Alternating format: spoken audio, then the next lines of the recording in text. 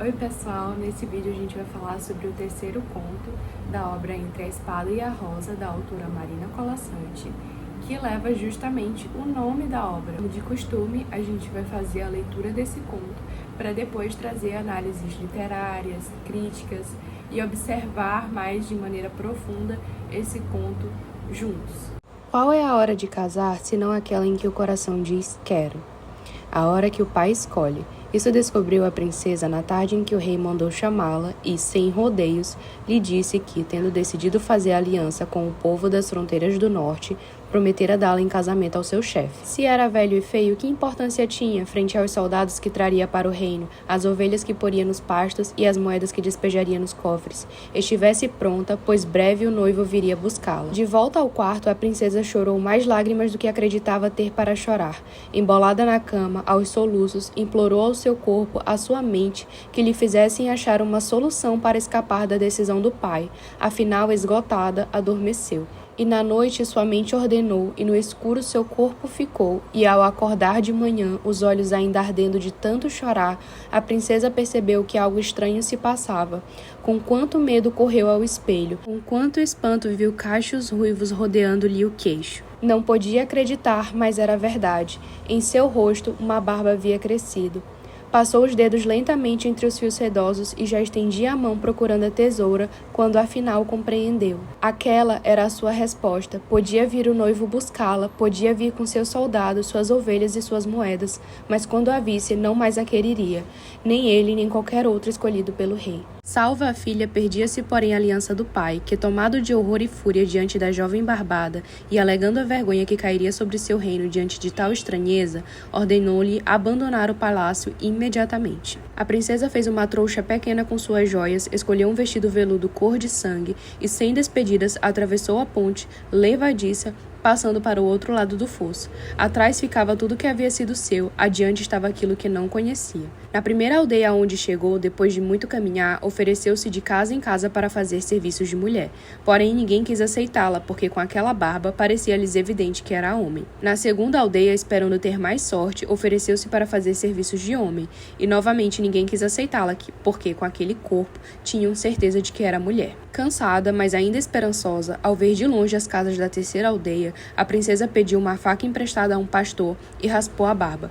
Porém, antes mesmo de chegar, a barba havia crescido outra vez, mais cacheada, brilhante e rubra do que antes. Então, sem mais nada a pedir, a princesa vendeu as suas joias a um armeiro em troca de uma couraça, uma espada e um elmo. E, tirando do dedo o anel que havia sido de sua mãe, vendeu ao mercador em troca de um cavalo.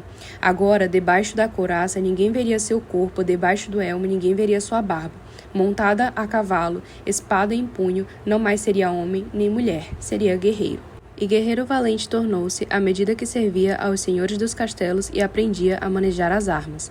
Em breve não havia quem a superasse nos torneios, nem a vencesse nas batalhas. A fama da sua coragem espalhava-se por toda parte e a precedia. Já não precisava apresentar-se. Diante dos muros de cidades e castelos, já ninguém recusava seus serviços. A couraça falava mais que o nome. Pouco se demorava em cada lugar, lutava cumprindo seu trato e seu dever, batia-se com lealdade pelo senhor.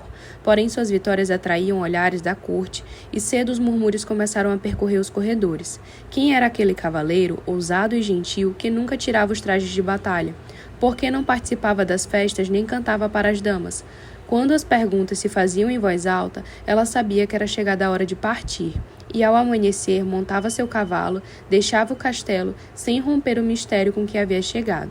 Somente sozinha, cavalgando no campo, ousava levantar a viseira para que o vento lhe refrescasse o rosto, acariciando os cachos rubros, mas tornava a baixá-la tão logo via tremular na distância as bandeiras de algum torreão. Assim, de castelo em castelo havia chegado aquele, governado por um jovem rei, e fazia um tempo que ali estava.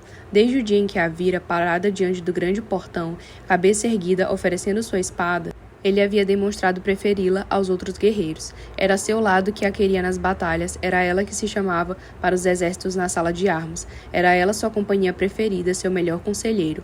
Com o tempo, mais de uma vez, um havia salvado a vida do outro, e parecia natural, como o fluir dos dias, que suas vidas transcorressem juntas. Companheiro nas lutas e nas caçadas, inquietava-se porém o rei, vendo que seu amigo mais fiel jamais tirava o elmo.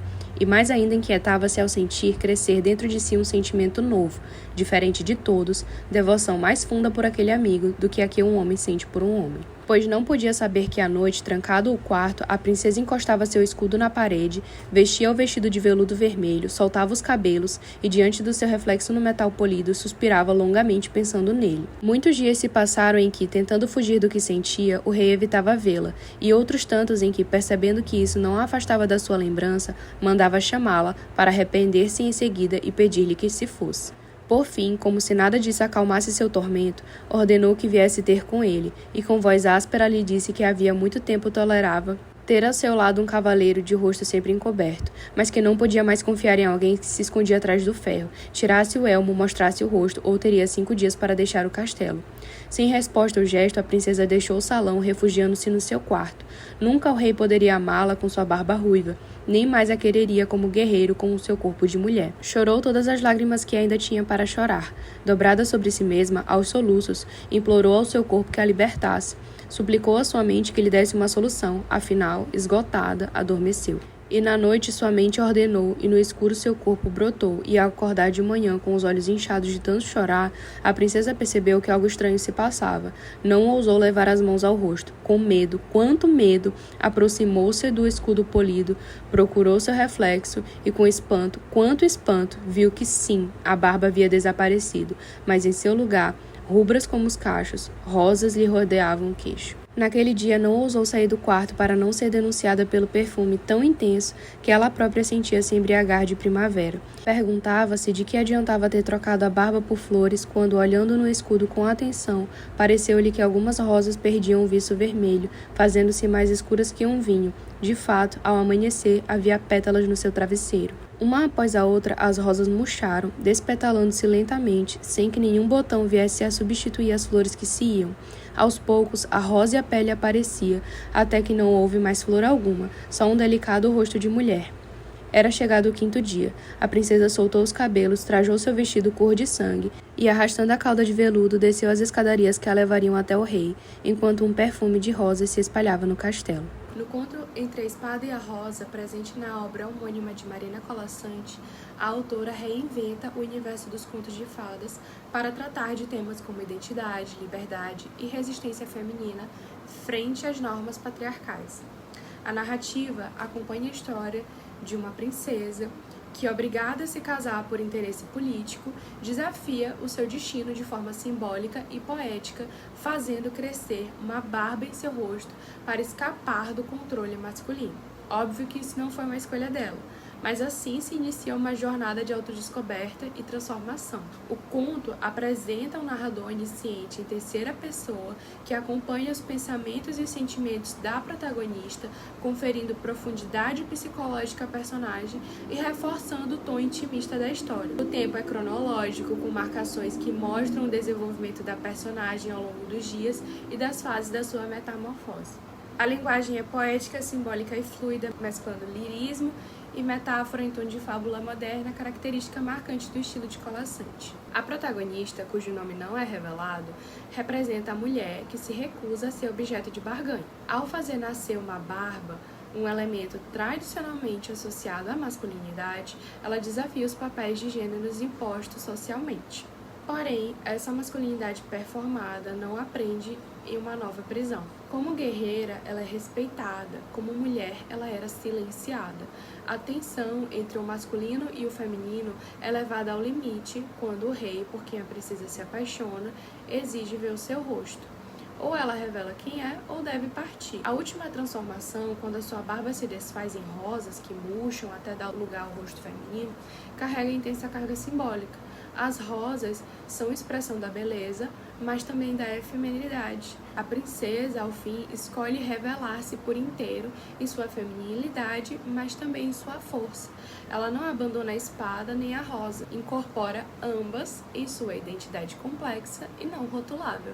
Marina Colasanti constrói com maestria uma crítica à binaridade de gênero e às violências simbólicas que limitam o ser humano a papéis pré-estabelecidos. A princesa não apenas rompe com o destino traçado pelo pai, mas também questiona os limites do desejo, do amor e da aceitação. Ao final, o conto não oferece uma resposta definitiva sobre a aceitação do rei, mas deixa no ar uma reflexão poderosa. A liberdade verdadeira não está em agradar ao outro, mas em poder ser quem se é, com todas as contradições que isso envolve. Essa narrativa, assim, transcende a estrutura dos contos de fadas tradicionais para tocar em temas profundamente contemporâneos, como identidade de gênero, emancipação feminina e a busca por autenticidade. É um conto que, sob a delicadeza da linguagem e o véu da fantasia, promove uma reflexão crítica e necessária sobre o lugar da mulher e da subjetividade no mundo. O conto Entre a Espada e a Rosa é uma fonte riquíssima de repertório sociocultural para redações, especialmente aquelas que tratam de gênero, identidade e liberdade, como nós já citamos aqui, padrões sociais, emancipação feminina. Então eu vou dar algumas ideias agora de como esse tema pode ser usado como repertório em diversas redações. Primeiramente, podemos falar sobre construção da identidade. Como é que a gente faria? A princesa do conto é forçada a assumir diferentes aparências, com barba, sem barba, como guerreira, como mulher, para tentar ser aceita em uma sociedade que não compreende as nuances da identidade. Nós podemos falar da seguinte maneira numa produção textual. A literatura já refletiu sobre os conflitos de identidade em ambientes opressores. No conto Entre a Espada e a Rosa, Marina Colasanti mostra uma princesa que, ao cultivar uma barba, escapa de um casamento forçado, mas também deixa de ser reconhecida pela sociedade. A personagem desafia os papéis fixos de gênero, indicando como a construção da identidade pode ser fluida e resistente a normas opressoras. A gente também pode falar sobre temas sobre o papel da mulher na sociedade. A princesa rompe com os papéis tradicionais atribuídos às mulheres, ou de esposa submissa ou de objeto de troca, e constrói o seu próprio caminho como guerreira. Na redação, nós podemos dizer: a personagem principal do conto Entre a Espada e a Rosa, de Marina Colasanti, é um exemplo de mulher que rompe com os papéis convencionais atribuídos a ela. Forçada a casar-se por interesse do pai, ela escolhe tornar-se guerreira, assumindo o próprio destino e questionando a posição da mulher como moeda de troca nas estruturas patriarcais. Então, gente, resumidamente, o que a gente pode tirar de síntese de repertório da obra e do conto Entre a Espada e a Rosa? Identidade de gênero, feminismo, liberdade, opressão social, padrões de beleza, amor e preconceito, resistência feminina. Qual seria a mensagem central desse conto? Ser quem se é pode significar enfrentar rejeição e solidão, mas também é o caminho mais autêntico para a liberdade. Espero que vocês tenham gostado da análise desse conto. Comentem aqui o que vocês acham que está faltando, o que vocês acharam. Compartilhem esse vídeo, se inscrevam no canal e até o próximo.